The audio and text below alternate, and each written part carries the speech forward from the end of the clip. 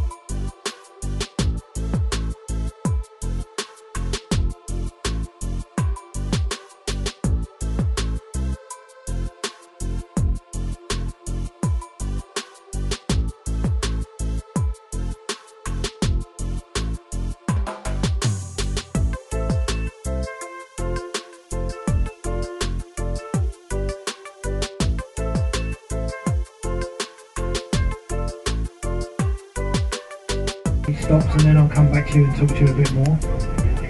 In the meantime, you may be interested to know there is a fully licensed bar just downstairs. You can get tea, coffee, soft drinks, most importantly beer, wine and spirits. And just down past the bar is where you can find the toilets towards the rear of the lower deck. So as I said, in the meantime, just sit back for a minute, bear with us while we do these 2 stops, and then I will come back to you and talk to you a bit more.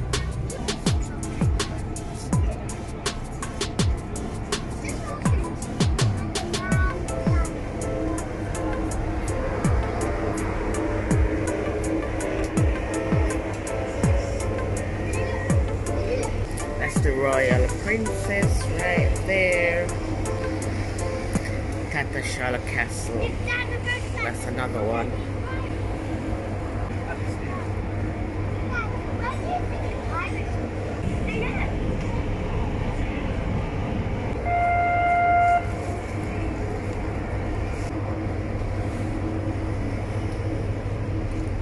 Oh my days, this water is murky. That's the back of the boat, and that's downstairs. So we're sailing on the River Thames, and we're going to Greenwich. This was a bar, restaurant and bar, but it seems like it's no longer in operation. Coffee bar, tapas bar, cocktail.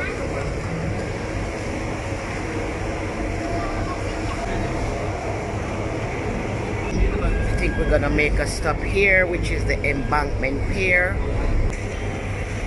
But there is the Royal Festival Hall.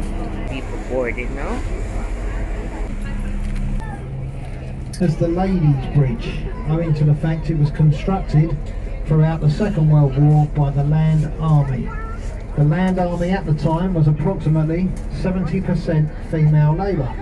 So actually the ladies of this country constructed Waterloo Bridge. They've done this both on time and under budget. So well done, ladies. Give yourselves a pat on the back. Do remember though, there was a man in charge. And that's what they told him. At one time, Waterloo Bridge was the longest of all the river crossings. That was up until 1991 when they built the Dartford crossing, the QE2 bridge down at Dartford in Kent. But it is still, of course, the longest bridge in London. Now through the Waterloo Bridge to our right hand side, you'll see the concrete building with the illuminated sign on the top. This is the National Theatre. It consists of 3 separate theatres under the same roof. These are the Dorfman, the Littleton and the 1400-seater Olivier, named after the founder, Sir Laurence Olivier. This building has been voted by several of the country's leading architects to be the ugliest building to stand in London. Now Prince Charles, he's very much into his architecture. He once described the building as looking more like a nuclear power station than a theatre. He said it was the ugliest building he'd ever seen. Let's be brutally honest, folks, when it comes to ugly things, Prince Charles knows exactly what he's talking about. Oh my days, that's rude. Buildings, that is. He doesn't like these ugly buildings. Coming up on our left hand side, the white ship with the yellow funnel is the Wellington, at one time a sloop that belonged to the New Zealand Royal Navy. She now serves as the only floating livery hall anywhere in the world, now belonging to the Honourable Company of Master Mariners. Now as we pass the Wellington, if you look just behind the ship, you can just see the top of it beneath the trees there, the stone archway with a figurehead of Father Thames on the embankment wall. And this is the Temple Arch, or the Temple Gate, and it officially marks the boundary line between 2 different cities.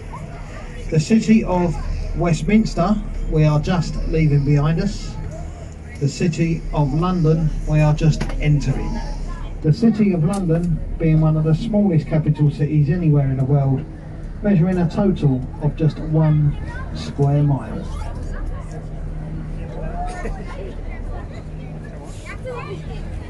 Now coming up here to our right hand side, the red brick buildings known throughout London as the Oxo Tower. If you look on the top you'll see the reason why. You'll see the windows in the tower spell out the words OXO, the famous old gravy stock cubes. They were placed there to defy very restrictive advertising laws we have on the River Thames. You're not allowed to advertise anywhere you like, as the Thames is a royal highway. This is how the OXO company very cleverly got around those advertising laws. Now, of an evening time, when it gets dark, they turn on red lights behind those windows and it advertises OXO around the four sides of the tower across London. Do bear in mind, when that building was opened in 1932, it was one of the taller buildings in this part of London. Over here to our left hand side, you'll see this very large construction site. Now, if you're coming all the way down to Greenwich with us, you'll see quite a number of these sites, and they all belong to the same project. It's known as the Thames Tideway Tunnel Project. What they're doing, they're building an enormous, great big new sewer beneath the Thames. The old Victorian sewers in London can no longer cope with the volume of people living here. So, starting at Hammersmith in West London, it runs for 17 miles down to Beckton in East London, beneath the Thames, and it's going to be a 10-year project, costing approximately £5 billion. They say the tunnel is so big, you could stand a double-decker bus on its end in the tunnel. Coming up ahead of us here, we have the Blackfriars Road Bridge. Now, as we approach the bridge, if you look to the top of the supports, where they resemble church pulpits, look at the top of the marble columns, you'll see all the very detailed carvings of all the different types of birds we get here on the River Thames. On this side of the Thames, they're all freshwater birds. If you look to the left, you'll see they're all swans on that one.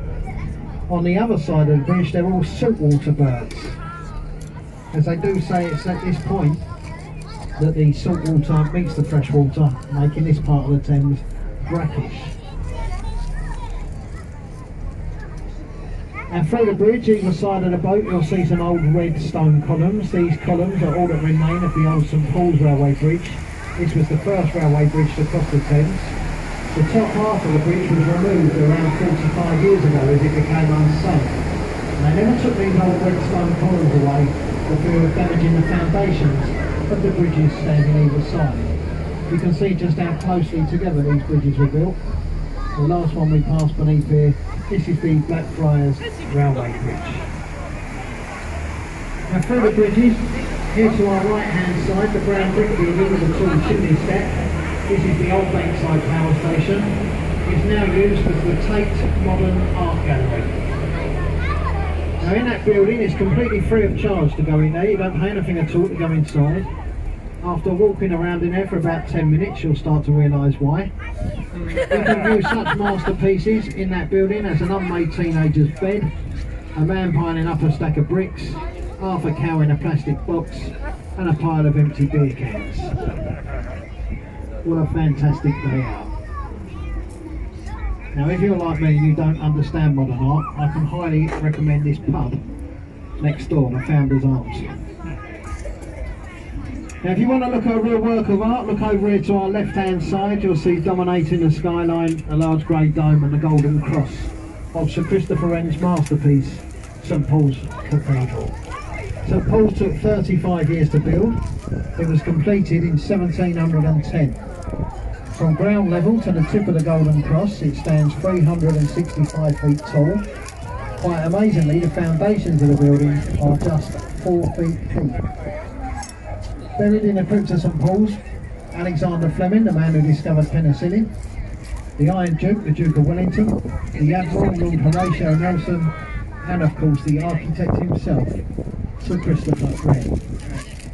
Most of the churches and spires that you see right across the city of London were all designed by Sir Christopher Wren. 142 churches and buildings he designed in London. Now, we're about to pass beneath the Millennium footbridge, designed by Norman Foster.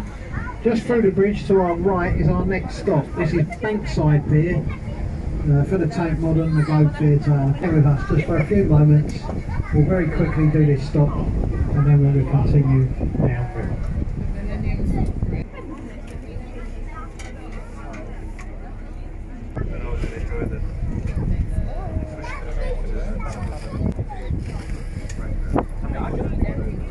backside pier. If you look to our right hand side above the pier there, you can see the white circular building with the oak beams and the thatching on the roof. This is the replica of William Shakespeare's Globe Theatre.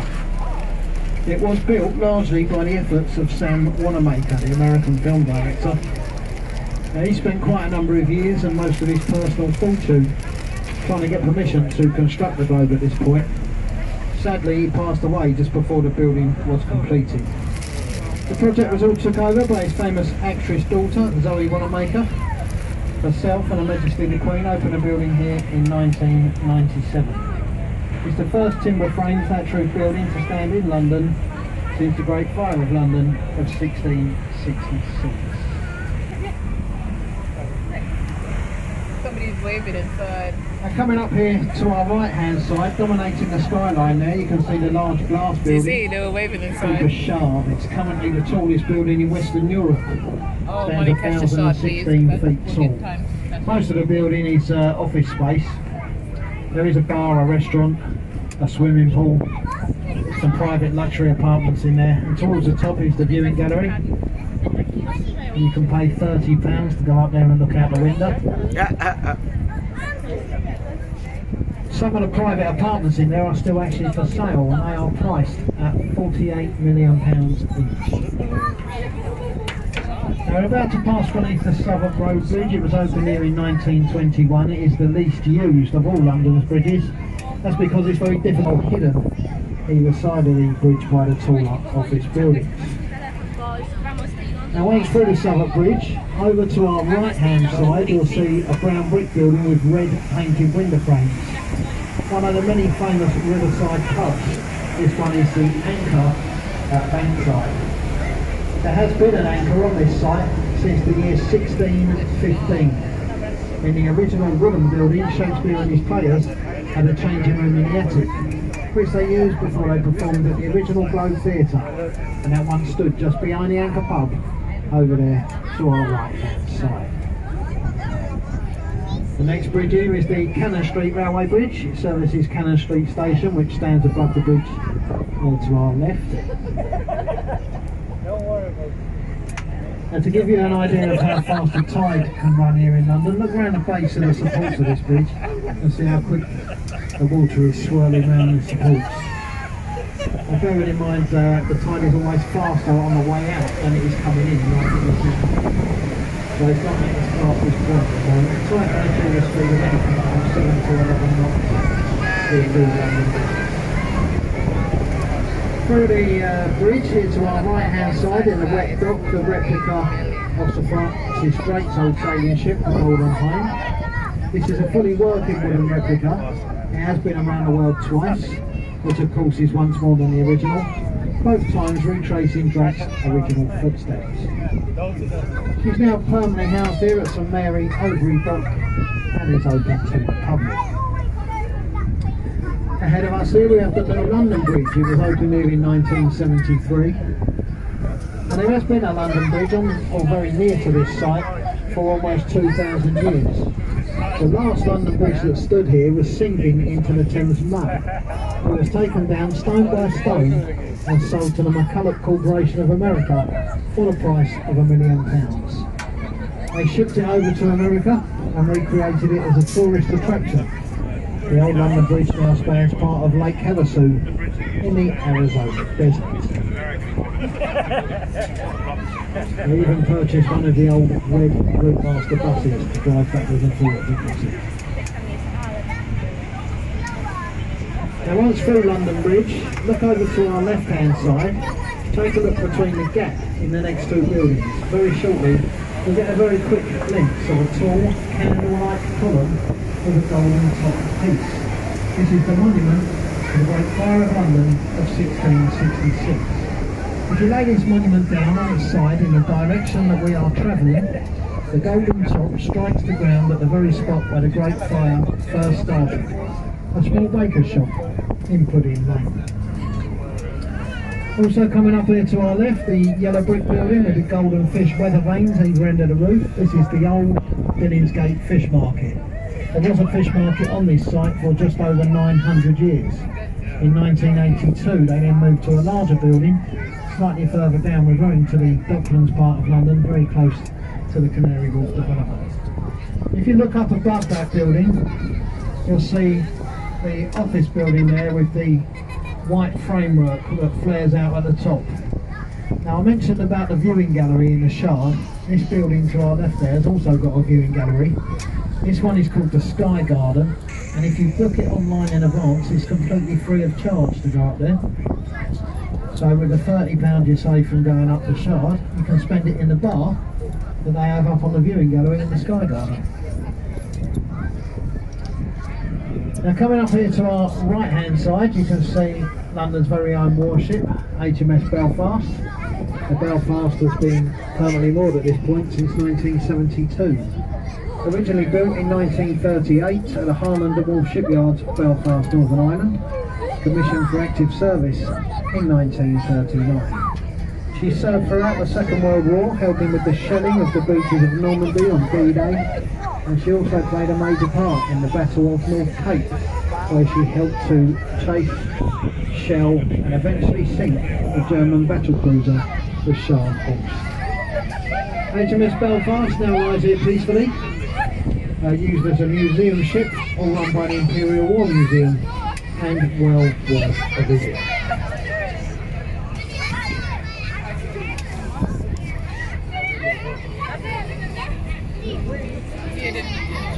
Now coming up here to our left hand side, in amongst all the trees, the famous Tower of London. You can see the main part of the building there. It's the large square tower with the 4 turrets and a single flagpole. This is known as the Norman Keep. It is the oldest part of the Tower of London. Work commenced on this part of the building in 1078 under the direct orders of William the Conqueror. As we draw level, on the embankment wall in front of the tower you can see the blocked up entry to the Traitors' Gate.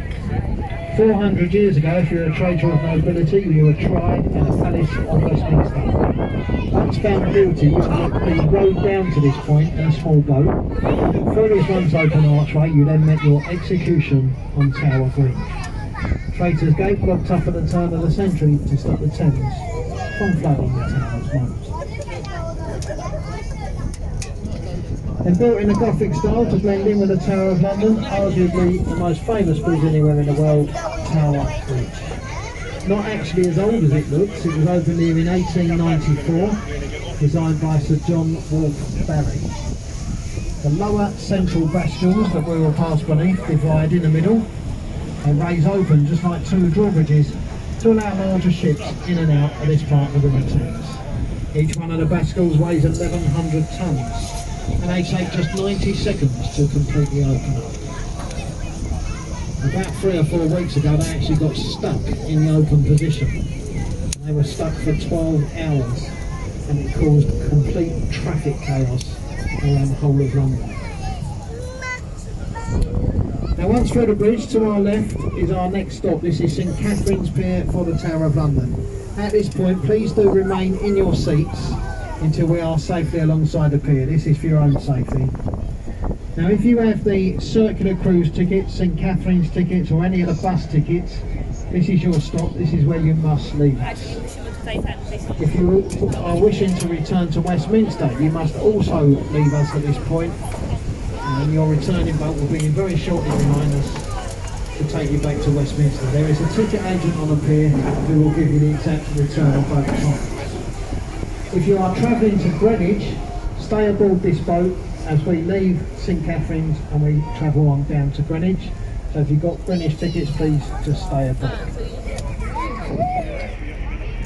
Now I did mention at the start of the commentary, I'm sure you've guessed by now, we're not professional tour guides on the boats, we're crew members in an effort to make your journey a little bit more interesting. We take it upon ourselves on a voluntary basis to point the places and items out to you. Now if you are leaving us here at St Catherine's and you have enjoyed the few words I've had to say and you would like to show some appreciation for my efforts as your tour guide, you can do so. As you leave the boat, by the exit will be the old ship's champagne ice bucket, a little silver tip. So make sure you've got personal belongings with you when you leave, and mind a step in the gap between the boat and the boat.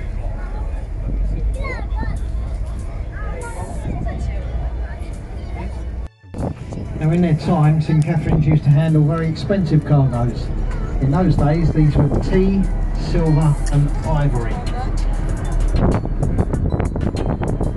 Now St Catherine's closed down many years ago as a commercial dock. It lay derelict for quite some time before being converted into what is now a luxury yacht marina. It's quite a nice place to go and have a walk around, especially on a summer's afternoon. St Catherine's, there's a few shops, bars, restaurants, there's a nice pub in there, and of course there's different types of boats from all over the world to go and have a look at St Catherine's docks. Coming up to our right hand side, just after the Butler's Wharf building, there's another old dock entrance. This one is the entrance to the St Saviour's dock.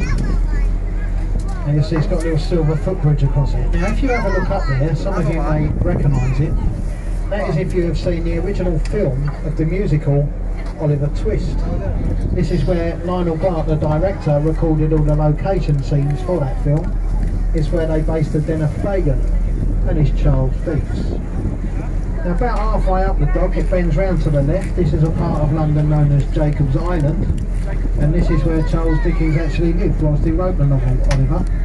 They do say he based many of the characters in his book around people that he actually met whilst he lived there at St Saviour's dock. Now coming up here to our right hand side, where you see these barges moored up and the grey crane, this is another one of the Thames Tideway tunnel sites. And it's at this point they crane the large drilling machines into that big shed. They drop them down into a great big deep hole and they start boring the tunnel out. And as you can see, all the spoil comes out here. It's being loaded into these barges. It actually saves quite a number of lorry journeys off of London's roads. The standard lorry can hold 24 tonnes. These barges carry 2,000 tonnes each. Now one tug is allowed to tow 6 barges. So that shows you just how many lorries are saved off London's roads by going down the river. Now coming up to our left hand side you'll see Oliver's Wharf. That was the first one of the old Victorian warehouses to be converted into luxury riverside apartments. That was back in the early 1970s. Now standing alongside this side of Oliver's Wharf you can see the small white canopy there, and that's in the beer garden, a very famous, very small pub, and this pub is called the Town of Ramsgate. Now outside that pub, surely you'll see some stone steps that come down into the river. These are old waterman stairs known as the Wapping Old Stairs. Wapping is the area of East London here to our left. Now it's in this pub that the infamous hanging Judge Jeffreys used to hold inns of court, where he would try all pirates and smugglers. Once these men were found guilty, he would lead them down the Wapping Old Stairs when the tide was fully out. He would then march them along the foreshore to this building coming up on the left with the 3 red balconies and the letter E at the top. The letter E denotes execution dock. It's here he would hang the men. It's here that he would hang the men in such a way that 3 high tides could rise up over their bodies before they were pronounced well and truly dead. This was a form of execution known throughout the world as the Grace of Wapping. The last pirate to suffer the Grace of Wapping was Captain William Kidd in 1701. Just behind the police pier you can see the little pub there, the Captain Kidd, named after that famous old pirate. Coming up to our right hand side you see the church spire. This is St Mary's Church at Rotherhithe. And a few moments there to the right you'll see a small black and white painted pub. It's named the Mayflower after the old ship. If you look to the weather vane on the roof of the pub, it's an exact scaled down replica of the old Mayflower, and inside this pub you can find a copy of the ship's original manifest. The Mayflower ship actually also ended its days here to the right. It was eventually broken up at this point by local Rotherhithe shipwrights. A large amount of timber was reclaimed from the ship and used to build the furniture in St Mary's Church. So quite a lot of the seating and the furniture in the church is above the trees there. That's St Paul's Church of Shadwell. Baptised in this church was a young girl by the name of Jane Randolph. A few years later, the Randolph family emigrated to Virginia, USA. As Jane Randolph grew a bit older, she met a man by the name of Peter Jefferson. They ended up getting married. They had a child, a son that they named Thomas. And he later became Thomas Jefferson, the third president of the United States of America. Now, coming up here to our right hand side, you'll see this sandy coloured warehouse with the crane, the red crane on the side of it. As we draw level, look to the top of the building, you'll see it's called Globe Wharf. Now you've probably seen this word wharf quite a lot as we work up and down the Thames. And that word wharf is actually an acronym, and it stands for Warehouse at Riverfront. That's where the word wharf comes from, WHARF, Warehouse at Riverfront. Globe Wharf was a rice warehouse. It dealt with the import of rice into this country. It was in fact the largest rice mill in the south of England. Closed down in the early 1980s and converted into luxury apartments. And as we come around the corner ahead of us, you can see dominating the skyline, all the tall office buildings all form part of the Canary Wharf development. Canary Wharf was started here in the 1980s by two Canadian brothers, the Reichman brothers, and they owned a company called Olympia and York. They built the original tower down here at Canary Wharf, which is the one with a pointed roof and a flashing light on the top. The Canada Tower stands at number 1 Canada Square. It's not owned by any one company, it's actually loads of different companies hire office space in the Canary Wharf Tower. All the other buildings are all owned by the large banks, as you can see, HSBC, Citigroup, Barclays, Credit Suisse, Lloyds, they've all got office buildings down here at Canary Wharf. It has become the financial part of London. The tallest one of the buildings there, the one on the riverfront to the right, that is actually not offices at all. That one is the tallest private apartment block in Europe. So that's all luxury apartments in that building. So very shortly folks, when we go around the next bend, the places of interest, to be quite honest, do fall a bit few and far between. So I'll finish up the commentary at this point. When we get closer down to Greenwich, I'll point out some of the places down there and give you some information about the returning flights.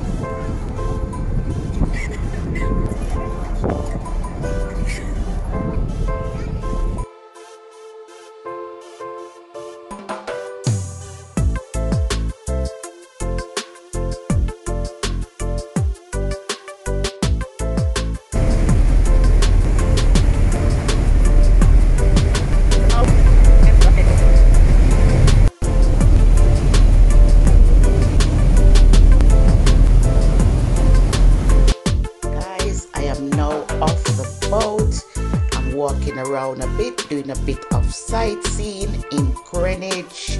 I want to say thank you so much for those of you who are still here.